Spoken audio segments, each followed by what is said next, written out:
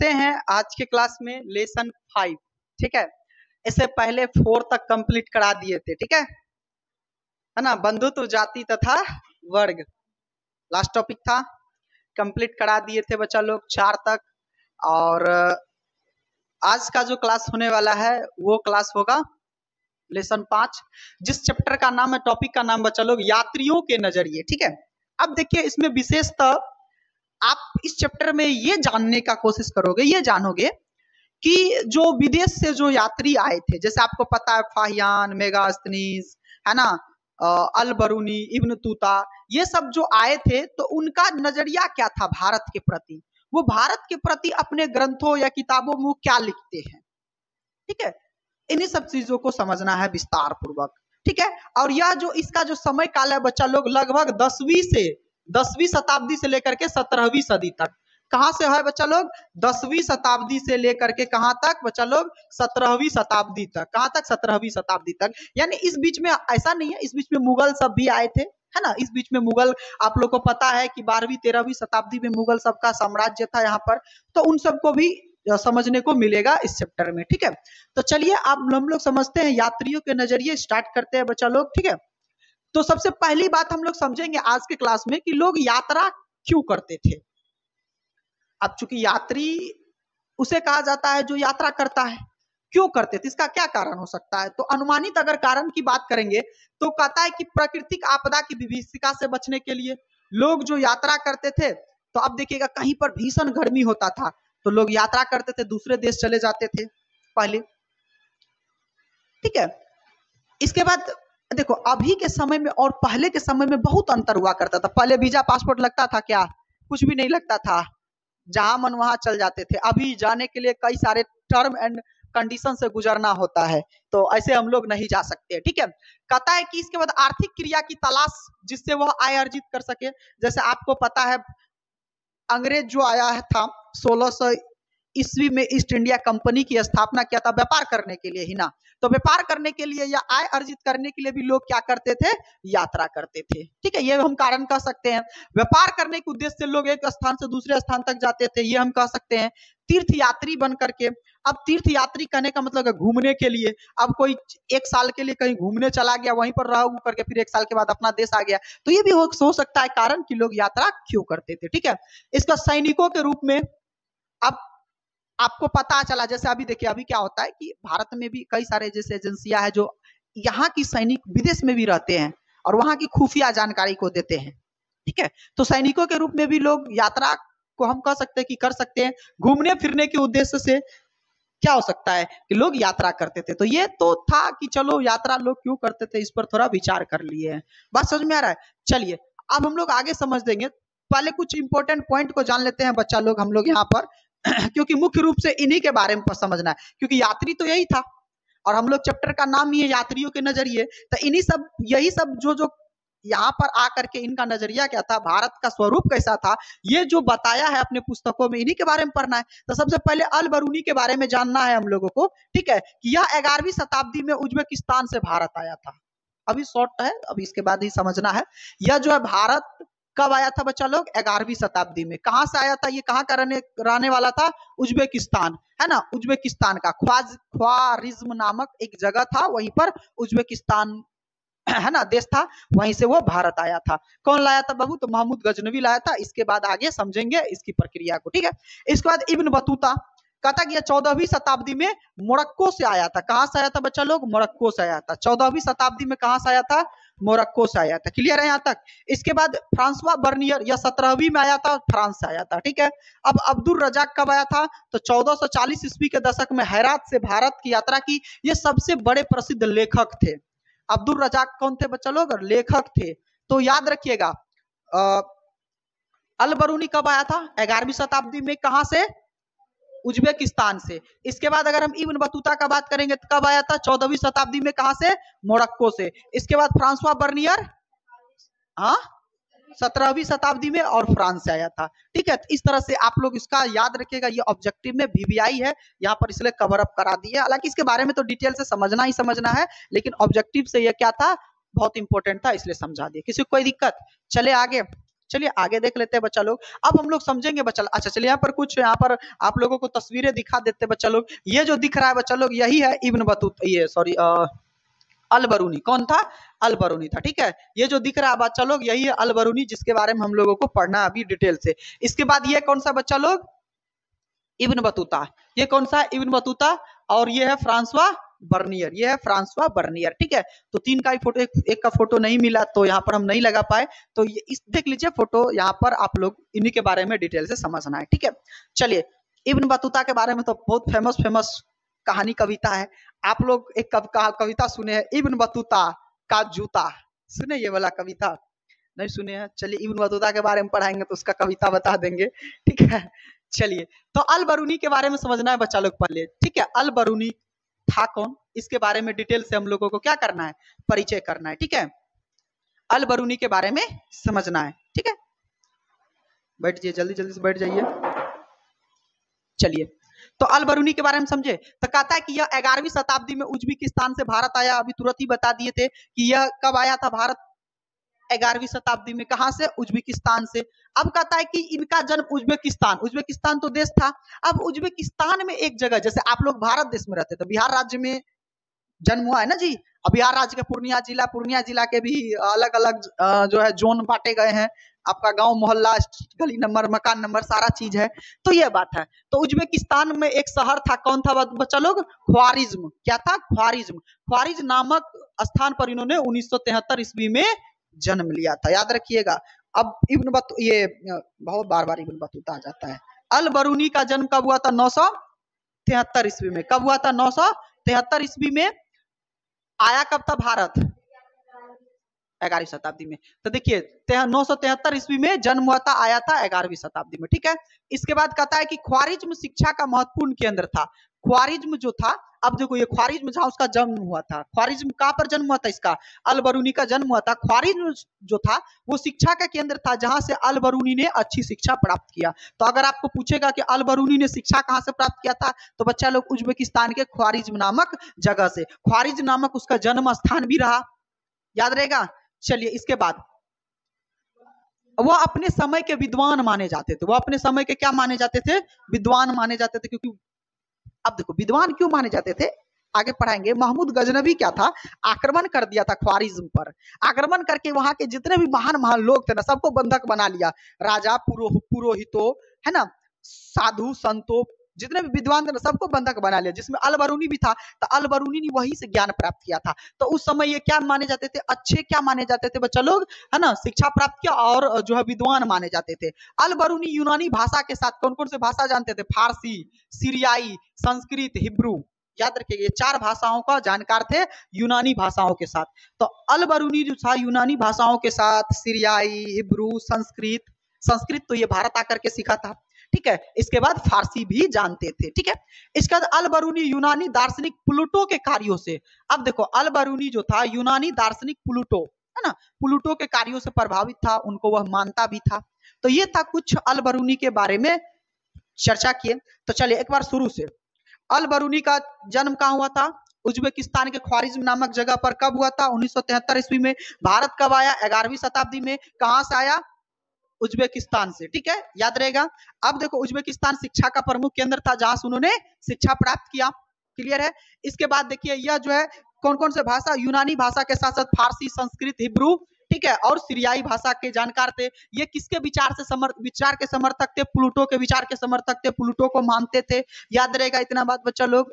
चलिए आगे बढ़ते हैं अल बरूनी के बारे में। अभी देखिए अल बरूनी, अभी तो हम उसका परिचय ही जान रहे हैं। ठीक है, इसके बाद भारत आया, क्या क्या सब वहां पर देखा, क्या क्या अपने वृत्तांत को बताया, सब सारे डिटेल में यहाँ पर कवर करना है। अब चलिए अल बरूनी का जीवन समझते हैं कि कैसे कैसे वह भारत आने की प्रक्रिया को पूरा किया। अब कहता है कि अल बरूनी का जन्म तो अभी तुरंत बताया 973 ईस्वी में ख्वारिज्म नामक इलाके में हुआ था।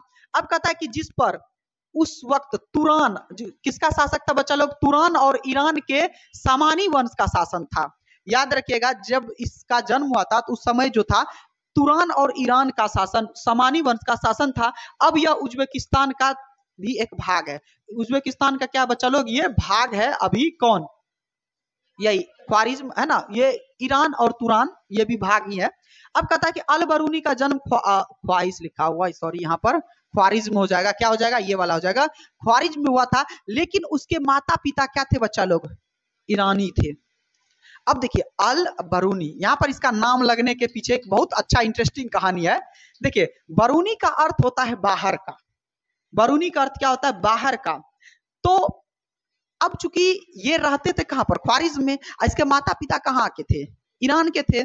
तो अब इसके माता पिता के ईरान के थे ना, तो वहां के लोग इसको कहा कि तू बाहर का है, बाहर का, इसलिए इसके नाम के पीछे क्या लगा दिया, बिरूनी लगा दिया, ठीक है। और ये इसी नाम से भाई साहब फेमस हो गए। बस समझ में आ गया। तो कहता है कि इसका जो जन्म हुआ था, लेकिन इसके माता पिता कहाँ के थे, ईरानी के थे, इसलिए इन्हें उस स्थान पर परदेसी माना जाता था। किस स्थान पर बच्चा लोग, ख्वारिज्म पे, ख्वारिज्म पर जो है इसे क्या माना जाता था, परदेसी माना जाता था। इसी कारण उन्हें फारसी उपनाम बिरूनी दिया गया। क्या दिया गया, बिरूनी दिया गया, जिसका अर्थ होता है बाहर का।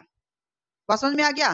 तो जन्म तो हुआ, देखो ख्वारिज्म नामक जन्म पर अल बिरूनी का जन्म हुआ, लेकिन उसके माता पिता कहाँ के थे, ईरान के थे, बाहर के थे। तो बाहर के थे तो उनको कहा कि नहीं तुम बाहर के हो, इसका लोग वहां का नाम दे दिया बिरूनी। बिरूनी का अर्थ क्या होता है, बाहर का, ठीक है, याद रहेगा बच्चा लोग। अब यहाँ पर इसके बारे में डिटेल अगर आपको कहेगा अल बरूनी के बारे में संक्षेप में बताइए, पकड़ के ये सब छाप देना और क्या करना है, और कुछ इसमें देखिए कहानी के तरह आप लोगों को लिखना है एग्जाम में, ठीक है। चलिए, कहता कि आज वो अपने असली नाम के बजाय इसी नाम से प्रसिद्ध हो गया, अल बिरूनी, इसी के नाम से वो क्या हो गया, प्रसिद्ध हो गया, ठीक है। इसका कहता है कि जब, अब देखिए 1017 ईस्वी में जब सुल्तान महमूद गजनवी ने ख्वारिज्म के राज्य पर आक्रमण किया, अभी तुरंत बताए थे, इन्होंने क्या किया था, 1017 ईस्वी में ख्वारिज्म पर क्या किया, आक्रमण किया, और वहां पर कई सारे लोगों को, है ना, कई सारे जो जानकार लोग थे उसको बंदी बना लिया, जिसमें एक बंदी कौन था, अल बिरूनी भी था, ठीक है। कहता है कि गजनवी ने वहां के सभी प्रमुख व्यक्तियों को क्या कर दिया, बंदी बनाकर अपने साथ राजधानी कहां पर ले गया था, गजनी ले गया था, और अल बरूनी भी उन्हीं बंदी में क्या था, शामिल था। वो भाई साहब चल गया गजनी, अब वही जेल में सीखा था भाषा सब, समझ में आ रहा है। कहता है अल बिरूनी ने अपने जमाने में बहुत ज्यादा जानकार था। अब देखो, चूंकि अब वो अभी तुरंत बताए थे कि अल बरूनी क्या थे, विद्वान माने जाते थे। अब विद्वान थे, जानकार थे, तो गजनी इससे ज्यादा प्रभावित हो गए। यानी कोई भी बात, कोई भी समस्या आता था तो गजनी के सामने तुरंत बात ये रख देता था महमूद गजनवी। अब इसके विचारों से, इसके जानकारी से इतना प्रभावित हुए महमूद गजनवी, कहता कि तुम यहाँ मत रहो, तुम जाओ, इसको रिहा कर दिया। इसको क्या कर दिया, इतने प्रभावित हुए कि महमूद गजनवी ने अल बिरूनी को क्या कर दिया, रिहा कर दिया, ठीक है।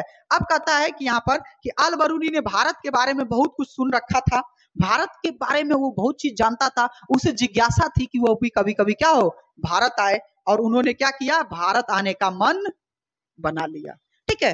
समझ में आ गया यहाँ तक, किसी को कोई दिक्कत। चलिए आगे देख लेते हैं बच्चा लोग यहाँ पर। अब अल बरूनी भारत आए और उन्होंने भारत में आकर संस्कृत सीखा और सब भारत की संपूर्ण यात्रा की, ठीक है। अब बंदा वो आ भी गया भारत, और भारत आकर उन्होंने संस्कृत भी सीखा, और संस्कृत सीखने के बाद यहाँ पर भारत की यात्राएं की। अब यात्रा में क्या क्या कहते हैं, भारत के समाज के बारे में उन्होंने क्या क्या लिखा, भारत की यहाँ पे कौन कौन सी धाराएं थी, कौन कौन से मुख्य विचार थे, कौन कौन सी प्रथाएं थी, उन्हीं के बारे में तो पढ़ना है हम लोगों को। यात्रियों के नजरिए तो चैप्टर वही कहता है ना कि यहाँ दूसरे देश के जो यात्री थे वहां भारत के प्रति उसका कैसा नजरिया था, भारत यात्रा, है ना। कहता कि सन 1017 ईस्वी में सुल्तान महमूद गजनवी ख्वारिज पर हमला करके, अब आपको पता है कि अल बिरूनी सहित वहां के सभी विद्वानों और कवियों को बंधक बना करके गजनी ले गया था, तुरंत बताए थे।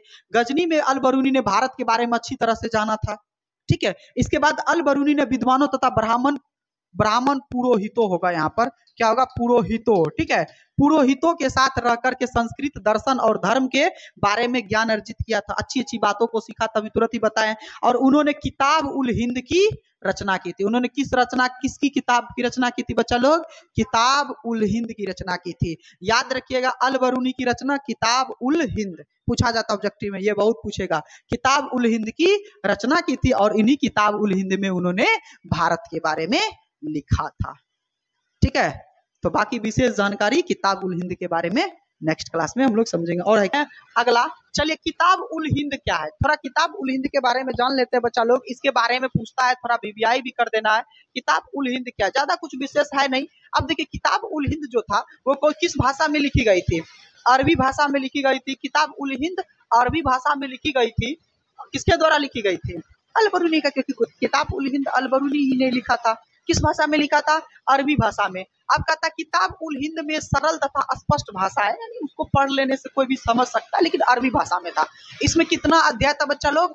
80 अध्याय था। जैसे आप लोग कोई बुक पढ़ते हैं तो 10 ठो चैप्टर, 20 ठो चैप्टर, 25 ठो चैप्टर होता है ना, उसमें कितना अध्याय था टोटल? 80 चैप्टर था, 80 अध्याय था। और हर एक अध्याय में कोनो न कोनो चीज के बारे में विशेष दर्शाया गया था। जैसे कहा था कि प्रत्येक अध्याय में किसी विशेष दर्शन, धर्म, त्योहार, खगोल विज्ञान, रीति रिवाज इत्यादि कई सारी चीजों के बारे में वो मेंशन कर रखे थे।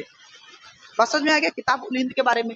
इसके बाद में कहता है कि विस्तृत विश्लेषण है। इसमें अल-बरूनी के गणित की ओर आकर्षण भी मालूम पड़ता है, यानी वो क्या थे? गणित की भी तरफ उसका ध्यान ज्यादा था। ऐसा नहीं है कि सिर्फ खगोल विज्ञान, धर्म, त्योहार सब में ही उसका इंटरेस्ट था, गणित के भी तरफ उसका अच्छा खासा इंटरेस्ट था। ठीक है, चलिए आगे चलते हैं। अब कहता है अल-बरूनी के अनुसार जाति व्यवस्था, यानी अब अल-बरूनी भारत आते हैं और भारत में देखते हैं कि कितनी प्रकार की जातियां थी, क्योंकि हम बताए थे कि यहाँ के नजरिया कैसा था यात्रियों के प्रति। तो अब देखते हैं अल-बरूनी ने जाति व्यवस्था को कितने भागों में विभाजित किया था। तो वो 4 भागों में विभाजित किया था। पहला, घुड़सवार तथा शासक वर्ग। घुड़सवार वह व्यक्ति होता है जो घुड़सवारी करता है, घोड़े की सवारी। तो यहाँ पर जो घुड़सवार जो वर्ग था उसे एक अलग जाति में रखा था। ठीक है, और शासक वर्ग जो राजा महाराजा जो होता था वही शासक वर्ग कहलाता था, तो इनको एक अलग जाति में रख दिया। दूसरा रख दिया भिक्षु वर्ग। अब इन्होंने देखा कि भारत में उस समय ऐसे भी वर्ग है जो भिक्षा मांग करके खाते हैं। भिक्षु किसे कहेंगे? जो भिक्षा मांग करके खाते हैं। तो भिक्षा वर्ग उसको अलग कर दिया कि नहीं चलो ये भी एक जाति वर्ग में आ गया। ठीक है, इसके बाद पुरोहित तथा चिकित्सक वर्ग। अब पुरोहित जो होता विद्वान पंडित जो होता है, और चिकित्सक जो वैद्य होते थे, क्योंकि उस समय डॉक्टर तो होते नहीं थे, उस समय उन लोगों को क्या कहा जाता था? वैद्य कहा जाता था। ठीक है, हकीम कहा जाता था उस समय। तो पुरोहित और हकीम चिकित्सक वर्ग को अलग रखे थे कि ये इनका अलग है। ये मतलब इस तरह से वर्ण व्यवस्था और जाति व्यवस्था उन्होंने अपनी किताब में लिखी थी। इसके बाद खगोल शास्त्री तथा अन्य वैज्ञानिक अलग वर्ग में हो गया, और इसी में क्या आता था? किसान तथा शिल्पकार आता था। तो अंत में कौन सा वर्ग आता था? किसान और शिल्पकार वर्ग आता था। क्लियर है यहाँ तक? तो अल-बरूनी के अनुसार 4 सामाजिक जो है वर्गों को मान्यता था, जिसमें पहला घुड़सवार और शासक वर्ग आता था, दूसरा भिक्षुक वर्ग आता था, तीसरा पुरोहित तथा चिकित्सक वर्ग, और चौथा वैज्ञानिक तथा अंत में शिल्पकार और किसान वर्ग आता था। इसको याद रख लेना है आप लोगों को। क्लियर है यहाँ तक? चलिए अगला हम लोग देखते हैं बच्चा लोग। अब कुछ पॉइंट देखते हैं। कहता है कि अल-बरूनी के अनुसार इस्लाम धर्म में सभी लोगों को समान माना जाता था, और अभी भी तो है बच्चा लोग, इस्लाम धर्म में समान ही मानते हैं। इस्लाम धर्म में देखिएगा, मुस्लिम सब में देखिएगा तो वो लोग जात पात में नहीं, मुस्लिम मतलब मुस्लिम, जबकि हिंदू में देखिएगा कई वर्णों में विभाजित है। ये मानना पड़ेगा आपको। यहाँ पर इंसान नहीं है, यहाँ पर है ब्राह्मण, राजपूत, क्षत्रिय, शूद्र, वैश्य। समझ में आ रहा है? यहाँ पर ये जातियां में बटी हुई है। तो अल-बरूनी का मानना था, ये मानते थे कि इस्लाम धर्म में जो लोग हैं, इस्लाम धर्म में जो जितने भी लोग हैं उसको क्या माना जाता था? समान माना जाता था। सब उसमें कोई जात पाती नहीं होता था। देखिए ऐसा नहीं है, अभी भी इस्लाम धर्म में जाति पाती है, शिया सुन्नी, आप लोग देखिएगा मोहम्मद, अलग अलग तरह के जातियां हैं, लेकिन कभी भी वो ये नहीं कहेगा कि हम मोहम्मद जात से हैं, मुस्लिम। बस केवल उनके धर्म का पालन करने का तरीका अलग था। तो समान माना जाता था, कोई कोई अपना अपना धर्म का पालन करता था, वो अलग होता था। जाति व्यवस्था के अंतर्गत अल-बरूनी ने ब्राह्मणवादी व्यवस्था के मान पर उसके अपवित्रता के सिद्धांत को मानने से इनकार कर दिया। उनके अनुसार वस्तु अपवित्र हो जाती है पर पुनः प्रयास से पवित्र हो जाती है। उन्होंने हिंदू धर्म के बारे में क्या कहा था कि यहाँ पर एक प्रथा था, कहा कि वस्तु अपवित्र हो जाती है। तुम लोग देखा होगा कोई जो है कोई मर करके आता है तो तुम लोग सुने होंगे कि हाँ मत छूना, पहले नहा लो, नहीं तो छुएगा तो मतलब क्या हो जाता है? वो अपवित्र हो जाता है, छुआ जाता है, यही कहते हैं हम लोग। तो इस धर्म में क्या देखा था कि कोई भी वस्तु जो है ना अपवित्र हो जाता है, लेकिन फिर उसको थोड़ा मंत्र उंतर फूक फाक देने से, कुछ कर देने से पवित्र हो जाता था। तो इस सिद्धांत को उन्होंने क्या कहा, यानी गलत का इस सिद्धांत को उन्होंने मानने से इनकार करते, भाई वस्तु क्यों पवित्र होगा, अपवित्र होगा। बस समझ में आ गया? चलिए क्लियर है यहाँ पर। तो अगला देखते हैं। अल-बरूनी के अनुसार निश्चित उद्देश्य को समझाने में बहुत सारी समस्याएं उत्पन्न होती थी। अब पहला उद्देश्य देखिए। अब देखो अल-बरूनी ने अपनी किताब जो लिखा था उसमें कुछ उद्देश्य को समझाते थे, दूसरे को जाकर के बताते थे, देखिए ऐसा ऐसा होता था, तो उसको कई तरह की समस्याएं देखने को मिलती थी। वो पहला समस्या क्या था कि अरबी, फारसी, संस्कृत भाषा इतनी भिन्न भिन्न थी कि विचारों तथा सिद्धांतों को एक दूसरे के भाषा में अनुवाद करके बताना पड़ता था। अब देखिए यहाँ पर कोई अरबी बोलता था, कोई कुछ हो, कोई संस्कृत, कोई हिंदी, तो अब सबको कोई कोई भाषा समझ ही नहीं आता था। तो अब उसको बताने के लिए उसका ट्रांसलेट करके बताना पड़ता था। जैसे आप लोग को इंग्लिश ही पढ़ाते हैं तो इंग्लिश पढ़ने के लिए आप लोगों को इंग्लिश में बात करेंगे तो फिर होगा नहीं, तो उसका ट्रांसलेट करके आप लोगों को बताना होता है। तो ठीक उसी तरह से वो समझाने के लिए उनको कई तरह की चीज़ों को मुश्किल का जो है सामना करना होता था, जिससे उसमें अनुवाद करके दूसरे भाषा का जो बातें थी वो उसके भाषा में अनुवाद करके बताना होता था। ठीक है, इसका दूसरा जो अवरोध आता था, अब कहता है कि उपमहाद्वीपीय प्रथा और धार्मिक अवस्था में काफी विविधता था। अब कोनो उपमहाद्वीपीय जो द्वीप था वहाँ की प्रथाएं अलग थी। आप लोग को पता होगा जो हमारे भारत में भी कई तरह की प्रथाएं थी। जैसे भारत में आप लोग देखोगे तो पहले सती प्रथा था, बाल विवाह प्रथा था, अलग अलग तरह की प्रथाएं थी उस समय, और उसी समय का तो घटना है। तो वहाँ की प्रथाएं थी। अब जाकर के ये अपना बात रखते थे तो लोग मानने से इनकार करते थे। इस तरह से जो है धार्मिक अवस्था में भी क्या था, यहाँ पर अलग अलग तरह के जो है लोग, धर्म को मानने वाले लोग थे। जिस तरह से इसको निश्चित उद्देश्य को समझाने के लिए इसे काफी मशक्कत करना पड़ता था, काफी समस्याओं का सामना करना पड़ता था। इसके बाद तीसरा अवरोध था, अल बरूनी ने अभिमान को माना। अभिमान का अर्थ होता है घमंड। ठीक है, यानी ये मतलब दूसरे लोगों को देखा कि ये घमंड है, मतलब अभिमान को माना यहाँ पर। इसके बाद कहता है अल बरूनी ने भारतीय समाज को जानने के लिए वेद, पुराण, मनुस्मृति तथा भागवत गीता का इत्यादि का अध्ययन किया और उनका सहारा लेकर के भारतीय समाज को उन्होंने जाना। बात समझ में आ रहा है? तो भारतीय समाज को जानने के लिए उन्होंने क्या किया, तो वेद पढ़ा, पुराण पढ़ा, मनुस्मृति पढ़ा, भागवत गीता पढ़ा। भागवत मतलब भगवानों का गीता यहाँ पर। ठीक है, तो ये सब पढ़ा और उसी के बारे में, यहाँ के समाजों के बारे में अच्छे से अध्ययन किया कि भारतीय समाज कैसा। क्लियर है यहाँ तक? चलिए, अल बरूनी के बारे में हम लोग यहाँ तक कंप्लीट कर लिए। चलिए आगे देखते हैं हम लोग इब्न बतूता। ठीक है, तो हम पहला ट्रेवलर जो अल बरूनी था बाबू, अच्छे से इसको कंप्लीट करवा दिए। अल बरूनी कहाँ का रहने वाला था? उज्बेकिस्तान का। उज्बेकिस्तान के किस शहर में? ख्वाजारिज्म नामक शहर में था। ठीक है, तो अल बरूनी, बेरूनी नाम क्यों दिया गया? क्योंकि इसके माता पिता जो कहाँ के थे, दूसरे देश ईरान के रहने वाले थे, इसीलिए ये जन्म तो हुआ इसका ख्वाजारिज्म में। लेकिन इसे वहां के लोग क्या कहने लगे, बाहर का परदेसी। तो बाहर का परदेसी, तो उस समय परदेसी का अर्थ यानी बिरूनी था। बिरूनी में फारसी में उसको परदेसी कहा जाता था, तो इसलिए इसका नाम क्या लगा दिया, बिरूनी कहा जाने लगा। ठीक है, वो भारत कब आया इन सबको याद रखना है बाबू, ये सभी चीजों को ध्यान में रखना है। भारत में आकर के क्या क्या चीज लिखी, क्या क्या चीज बताए, इनको सारे चीजों को कवर अप करा दिए। चलिए अगला जो ट्रेवलर देखते हैं, अगला जो यात्री है वो इब्न बतूता है। बाबू इब्न बतूता को घूमने का बहुत बड़ा शौक था, ये घूमा करता था। ठीक है, ये मुश्किल से मोटा मोटी 15 से 16 साल भारत में रहा था। ठीक है, इब्न बतूता को घूमने का बड़ा शौक था, चीन, जापान, मंगोलिया घूमते रहता था ये। ठीक है, तो ये ट्रेवलर था इब्न बतूता। ठीक है, इब्न बतूता के बारे में समझने का कोशिश करते। चलिए, इब्न बतूता का जन्म कहाँ पर हुआ था बच्चा लोग? तंजीर के एक सम्मानित और शिक्षित परिवार में हुआ था। तंजीर कहाँ पर बच्चा लोग? मोरक्को। कहाँ पर था? मोरक्को में था। ठीक है, सम्मानित और शिक्षित परिवार में हुआ था, जो इस्लामी कानून, शरिया कानून के विशेष अनुयायी के रूप में जाने थे। इसका मतलब इब्न बतूता क्या थे? मुस्लिम थे, और ये किस कानून को मानते थे? शरिया कानून। मुस्लिम कानून को शरिया कानून कहा जाता है बेसिकली हम लोग। ठीक है, इसके बाद इब्न बतूता का पारंपरिक परंपरा के मुताबिक कम उम्र में ही शास्त्र और साहित्य का शिक्षा प्राप्त कर लिया था। यानी ये कम उम्र में ही क्या प्राप्त कर लिए थे? शास्त्र और साहित्य का शिक्षा प्राप्त कर लिया था। ठीक है, इसके बाद यह मोरक्को का रहने वाला था। कहाँ का रहने वाला था? मोरक्को का। ठीक है, ये कहाँ का रहने वाला था? मोरक्को का। चलिए अब देखिए इब्न बतूता का रिहला। अब देखो ये क्या लिखा था बच्चा लोग? रिहला लिखा था। अब रिहला में उन्होंने अपने यात्रा के बारे में बताया था। रिहला पुस्तक, हाँ पुस्तक का नाम है रिहला। रिहला में उसने क्या बताया था? यात्रा वृतांत बताया था, यानी यात्रा कहाँ कहाँ पर किया था उन्होंने ये इसके बारे में लिखा था। तो इब्न बतूता द्वारा लिखा गया उसका यात्रा वृतांत किस में? रिहला में। तो अगर पूछेगा कि इब्न बतूता का यात्रा वृतांत किस पुस्तक में है, तो रिहला में है, याद रखिएगा। समझ में आ गया?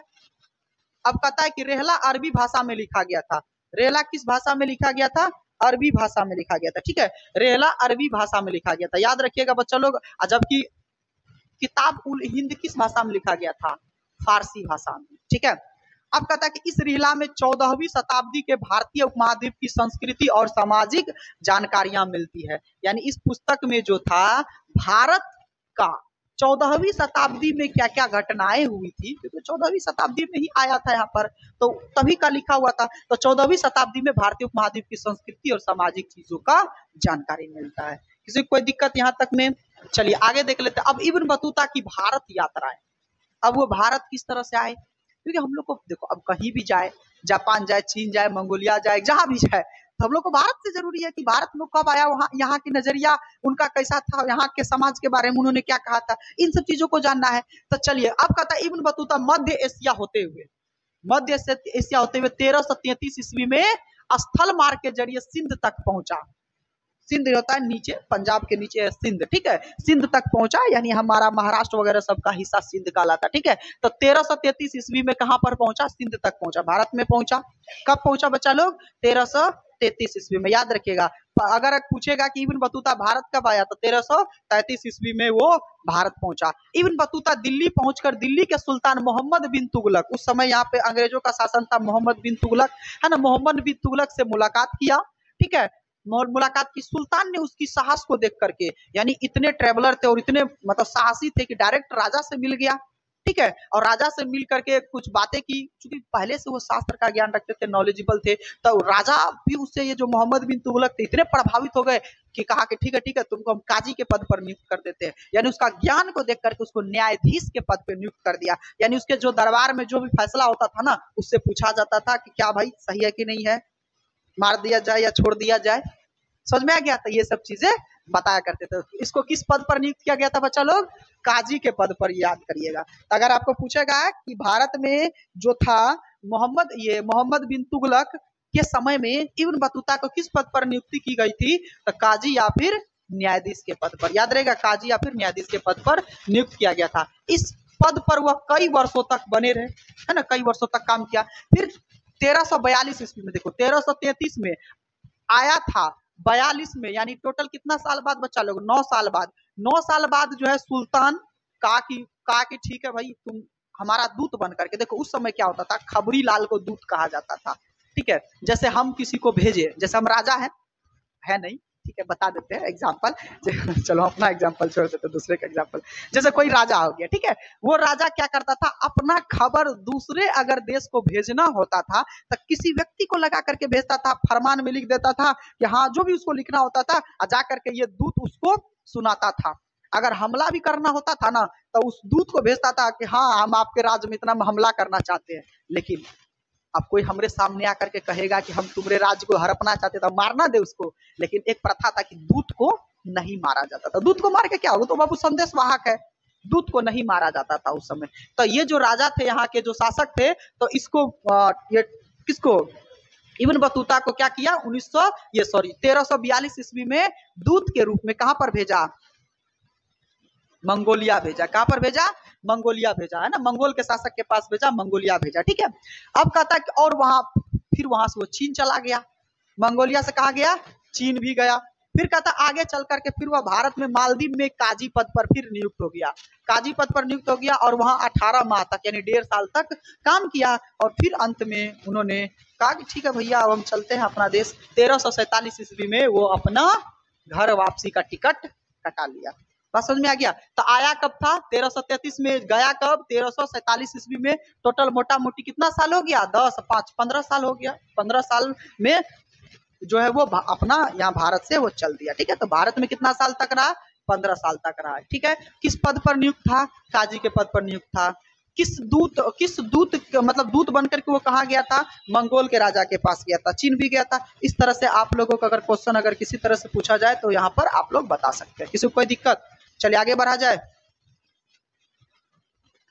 चलिए अब इब्न बतूता कैसे यात्री थे बच्चा लोग, इसके बारे में कुछ समझ लेते हैं। अब इब्न बतूता यात्री कैसा था, उसका किस तरह से उसका सोच था, इसको समझना है। तो इब्न बतूता कहता है कि वैसे तो इब्न बतूता एक जिद्दी यात्री थे, जिद्दी यात्री मतलब घूमने फिरने का उसको बड़ा शौक था। अरे अकेले चल दिया था, उसका 6-7 गो साथी लेकर के गया था। जब दिल्ली आ रहा था ना, तब बीच में रास्ते पर उसको डाकू में छीन छान लिया सब कुछ, लेकिन फिर भी वो दिल्ली पहुंचा था। तो इस तरह से जिद्दी यात्री था वो, ठीक है। उसका साथी उथी भी मार दिया गया था। तो जिद्दी यात्री थे जो अपने मकसद के रास्ते से कभी भी पीछे नहीं हटे, यानी वो जो ठान लेता था कि हमको यह करना है, हमको यहाँ जाना है, तो जाता था। ठीक है, जब वह वापस आए तो स्थानीय शासक ने उसकी कहानियों को दर्ज करने का फरमान जारी किया। यानी वो ऐसा रास्ता में कर्म कांड किया, अलग अलग देश को घुमा, तो उसके जिद्दीपन होने के कारण जब वो अपना देश पहुंचा तो वहां के जो स्थानीय शासक थे उनके बारे में कहा कि नहीं, ये व्यक्ति अच्छा है, इसके बारे में लिखा जाए, यानी इसके बारे में अच्छे से पुस्तक में जो है दर्ज करने का फरमान जारी कर दिया गया। इब्न बतूता दिल्ली को एक बड़ा शहर तथा भारत का सबसे बड़ा और विशाल आबादी वाला शहर बताता है, यानी वो मानता था। इब्न बतूता देखो, सबसे बड़ा शहर किसको मानता था? दिल्ली को। और सबसे विशाल शहर भी किसको मानता था? दिल्ली को मानता था। तो दिल्ली के प्रति उसका नजरिया कैसा था? विशाल शहर था। इसके बाद कहता है कि दौलताबाद, जो महाराष्ट्र का हिस्सा, महाराष्ट्र पड़ता है अभी, तो महाराष्ट्र को भी एक बड़ा शहर के रूप में मानते थे जो दिल्ली को टक्कर देता था, लेकिन दिल्ली से थोड़ा कम था। यानी वो सबसे ज्यादा जो बड़ा शहर किसको मानते थे? दिल्ली को। फिर उससे कम किसको मानते थे? महाराष्ट्र को। लेकिन महाराष्ट्र भी दिल्ली के कंपैरिजन में अच्छा खासा था, वो उसको टक्कर दे देता था। अधिकतर बाजारों में एक मंदिर तथा एक मस्जिद हुआ करता था। यानी वह मेंशन क्या करता है कि अधिकतर जो भारत के जो बाजार थे उसमें एक मंदिर और मस्जिद देखने को मिल जाएगा, अभी भी देखने को मिल जाएगा। तुमको भी बाजार में जाओगे मंदिर देखने को मिलेगा ही, मस्जिद देखने को मिलेगा ही। तो उन्होंने क्या कहा कि यहाँ के जो बाजारों में होते थे तो अक्सर मंदिर और मस्जिद हुआ करते थे। ठीक है, दौलताबाद में पुरुषों तथा महिला गायकों के लिए एक बड़ा बाजार था। यानी यहाँ पर महाराष्ट्र में जो पुरुष तथा महिला गायक था उसके लिए एक बड़ा बाजार था, जिसे क्या नाम दिया गया था? ताराबाद। जिसे क्या कहते थे? ताराबाद कहते थे। अगर आपसे पूछेगा कि ताराबाद क्या होता है बच्चा लोग, तो ताराबाद वह स्थान था या वह बाजार था जहां पर महिलाओं और पुरुषों गीत गाया करते थे। ठीक है, जाना जाता है। यह सबसे विशाल तथा सुंदर बाजार था। यह सबसे विशाल तथा सुंदर बाजार था। ठीक है, तो ताराबाद के समझ में आ गया। दिल्ली सबसे बड़ा यहाँ पर शहर था, विशाल शहर भी था। इसके बाद दौलताबाद शहर था जो महाराष्ट्र है, और यह टक्कर देता था दिल्ली को। ये इब्न बतूता बताते हैं अपनी यात्रा वृत्तांत में। क्लियर है? रिहिला में बताते हैं। चलिए आगे बढ़े। चलिए अगला देख लेते हैं बच्चा लोग कि इब्न बतूता के अनुसार भारत में 2 प्रकार के डाक व्यवस्था है। अब इब्न बतूता ये भी बताते हैं कि भारत में डाक का मतलब देखिए, उस अभी हम लोग जो संदेश पहुंचाते हैं तो संदेश अभी तो फोन से पहुंचा देते हैं, पहले तो डाक व्यवस्था था। चिट्ठी लिख करके भेज दिए। उससे भी पहले, बहुत समय पहले कबूतर का जमाना था। अब कबूतर से कोई अगर चिट्ठी भेजेगा तो अब तो सीधे कबूतरे को रख लिया जाएगा।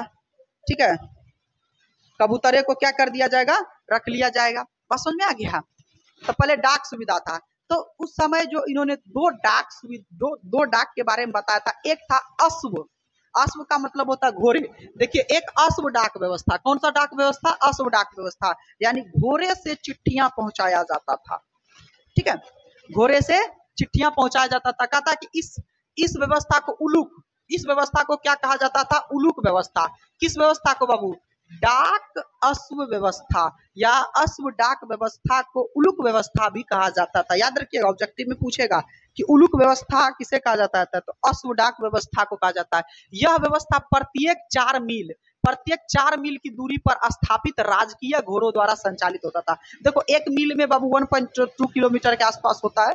1 मील कितना बराबर होता है बच्चा लोग? 1 मील कितना? 1.2 किलोमीटर के आसपास होता है। तो 4 मील का मतलब हो गया, मान लो ना 5 किलोमीटर के आसपास। ठीक है, 5 किलोमीटर के आसपास। तो 5 किलोमीटर पर प्रत्येक घोड़ा, यहाँ से 5 किलोमीटर गया, फिर वहां घोड़ा, वो फिर चिट्ठी लेकर के जाता था। इस तरह से प्रत्येक 4 मील पर जो था राजकीय घोड़ा द्वारा ये कार्य किया जाता था। संदल डाक यात्रा। अब इसमें पैदल डाक यात्रा भी पहुंचा। पैदल लोग यहाँ से चिट्ठी लेकर के दूसरे जगह जाते थे। पैदल डाक यात्रा, उस समय चूंकि घोड़ा ही एक सवारी का साधन हुआ करता था और कुछ विशेष तो अभी के जमाने में, नया टेक्नोलॉजी वाले जमाने में, ना कार था, ना बाइक था, ना एरोप्लेन था, समझ में आ गया, ना मोबाइल था। तो पैदल डाक व्यवस्था था। इस व्यवस्था को दवा कहा जाता था। इस व्यवस्था को क्या कहा जाता था? दवा। अश्व डाक व्यवस्था को क्या कहा जाता था? उलूक। और इस व्यवस्था को क्या कहा जाता था? दवा कहा जाता है। ठीक है, दवा कहा जाता था। इस व्यवस्था में प्रति मील दूरी पर 3 स्थान होते थे, 3 अवस्थान होते थे। यानी इस व्यवस्था में बाबू प्रति मील, यानी 1 मील पर कितना रुकावट होता था? 3 रुकावट। जैसे 1 मील का दूरी है ना, जैसे यहाँ से यहाँ तक 1 मील का दूरी है, तो यहाँ पर एक लोकेशन होता था, यहाँ पर एक लोकेशन होता था, यहाँ पर, यानी ये व्यक्ति यहाँ पर गया, फिर दूसरे को दिया, ये यहाँ पर गया, फिर ये यहाँ पर गया। इस तरह से 3 लोकेशन होते थे। ठीक है, किसमें? पैदल डाक व्यवस्था में। क्लियर है यहाँ तक? पैदल डाक व्यवस्था। इसे दवा व्यवस्था भी कहा जाता था। समझ में आ गया सभी को? चलिए आगे बढ़ते हैं। अब हिंदू शब्द के बारे में जानते हैं बच्चा लोग, हिंदू क्या होता है, थोड़ा हिंदू के बारे में जान लेते हैं। हिंदू शब्द क्या होता है ना? आप लोग हिंदू धर्म से बिलोंग कर रहे हो तो कहता है कि हिंदू शब्द एक प्राचीन भारतीय शब्द है जिसका प्रयोग सिंधु नदी के पूर्व के क्षेत्रों के लिए होता था। आपको पता है बच्चा लोग सिंधु नदी कहाँ पर है? तो सिंधु नदी पंजाब से होते हुए अभी पाकिस्तान में बह रहा है सिंधु नदी, तो उससे पूर्व के क्षेत्र। तो बाबू एक बात बताइए, पाकिस्तान तो हमारा पश्चिमी तरफ है, अब पश्चिम से पूरब के क्षेत्र के लिए हिंदू कहा जाता था, सही तो बात है। जो सिंधु नदी के पूर्वी इलाके था उसी के लिए क्या प्रयोग किया जाता था? पूर्वी क्षेत्रों के लिए हिंदू शब्द के का प्रयोग होता था। अरब के लोग इस हिंदू शब्द को जारी रखा, यानी अरब के लोग उसे हिंदू ही कह करके बुलाते थे। और इस क्षेत्र में जो लोग रहते थे इस क्षेत्रों को अल हिंद के नाम से जाना था। अरब के लोग इस क्षेत्र को क्या कहते थे? अल हिंद, यानी सिंधु नदी के जो पूरब वाले क्षेत्र हैं। मैप आप लोग देखे है ना, इधर पाकिस्तान पश्चिम में बाबू, इधर पूरब वाला सिंधु नदी, चूंकि सिंधु नदी कहाँ पर? पाकिस्तान में बहता है। तो सिंधु नदी के जो पूरब वाले क्षेत्र हैं इसे अरब के लोग क्या कहते थे? अल हिंद कहते थे। और यहाँ के जो लोगों को क्या कहा जाता था? हिंदू कहा जाता था। बात समझ में आ गया? और यहाँ के निवासियों को क्या कहा जाता था? हिंदी नहीं, हिंदू होगा, ठीक है, हिंदू कहा जाता था, सॉरी हिंदी, ठीक है, हिंदी कहा जाता था। क्या कहा जाता था? हिंदी, ठीक है। अब कालांतर में तुर्कों ने सिंधु से पूर्व, अब सिंधु के पूर्व रहने वाले लोगों को भी हिंदू और उसके निवास क्षेत्र को क्या कहा था? हिंदुस्तान कहा था। यानी कालांतर में तुर्कों ने भी यही बात कहा था कि जो सिंधु नदी से पूरब के क्षेत्र के रहने वाले लोग थे उसे हिंदू कहा था, और उस एरिया को क्या कहा जाता था? हिंदुस्तान कहा था। क्या कहा था? हिंदुस्तान। तो अगर आपको पूछेगा कि हिंदुस्तान शब्द का प्रयोग किसने किया था? तुर्कों ने किया था, याद रखिएगा, तुर्कों ने ही दिया था। समझ में आ गया? और उसकी भाषा को क्या कहा था? हिंदवी कहा था। उसकी भाषा को क्या कहा था? हिंदवी। चूंकि यहाँ पर हिंदू लोग रहते थे तो हिंदी ज्यादा बोला जाता था, उसके भाषा को हिंदवी कहता था। हिंदवी कौन कहा था? तुर्क ने। हिंदवी कौन कहा था? तुर्क ने, ठीक है। इसके बाद उपरोक्त में से कोई भी शब्द धार्मिक दृष्टि से प्रयोग नहीं किया जाता था। ऐसा नहीं है ये धर्म से लिया गया, हिंदू धर्म है, ठीक है। ये कौन कहते हैं? इब्न बतूता कहते हैं बाबू, हम नहीं कह रहे हैं। ये इब्न बतूता कहते हैं कि यहाँ पर ये शब्द कोई भी धार्मिक चीजें से नहीं आई थी। ये अलग अलग अरब के लोग, तुर्क के लोग यहाँ पर कहते थे, लेकिन बाद में इसे क्या बना दिया गया? धर्म बना दिया गया। बाद में इसे धार्मिक नाम घोषित कर दिया गया। ये हम नहीं कर रहे बाबू, हम पे चर्चा मत कर लेना। समझ में आ गया? ये इब्न बतूता कहते हैं। तो समझ में आ गया? तो ये था इब्न बतूता, भारत के प्रति उनका कैसा नजरिया था, इब्न बतूता के बारे में बता दिए बाबू। अब एक और हमारा था बच्चा लोग जो हम कल के क्लास में डिस्कस करेंगे। तो आज के क्लास में आप लोगों को इब्न बतूता के बारे में अच्छे से उसका परिचय और वो क्या सोच रखते थे भारत के प्रति उनके बारे में बता दिए, ठीक है। तो दो ट्रेवलर के बारे में बताए, एक था बाबू अल बरूनी और दूसरा हो गया इब्न बतूता। इतना तक आप लोगों को कंप्लीट करवा दिए हैं, ठीक है।